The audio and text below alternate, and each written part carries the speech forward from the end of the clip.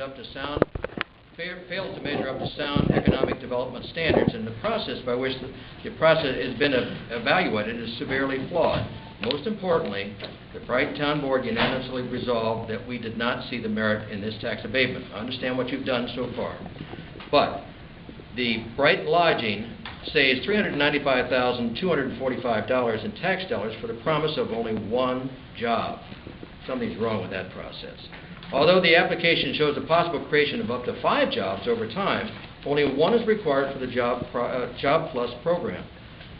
Brighton Lodging has been given a special, quote-unquote, tourist exception, but it is really in a retail and a service sector.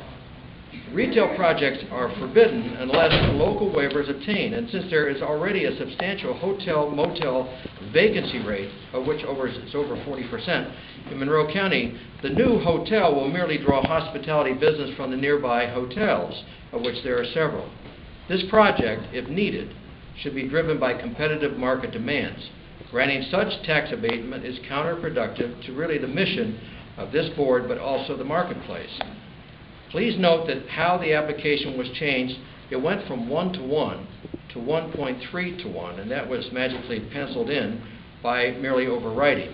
The application contained several omissions and errors, and I've attached one of these, and I'll give it to you. I've highlighted those errors. It's indicative of how careless the project is overseen by this important Monroe County department. I've got a DVD here of the copy of the Brighton meeting, and I'll submit that to you for your own review. Several things that we'd like to say in particular. The application omissions. In Section 1 and Section 5, there are blanks. There are inaccurate statements in the application. In Section 1, subparagraph B is wrong. Section 1, subparagraph F is frankly false.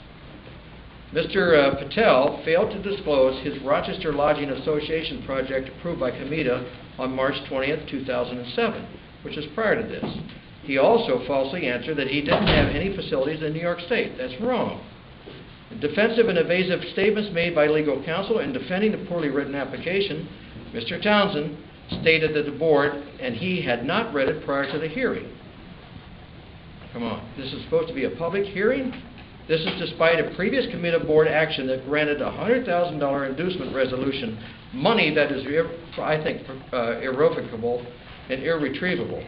The COMIDA indifference. No member of the COMIDA board was present at that meeting on April 24th in the town of Brighton. In conclusion, this project should be rejected and that $100,000 inducement should in fact be recovered. We basically feel that these facts are inconsistent with the principles under which this board was convened. And I submit that to you for your own. And I would only say one other thing. You may say it's political, but I can tell you this. If you had a few members of the other major political party on this board, I guarantee you they would go out and be at every one of these hearings. Thank you.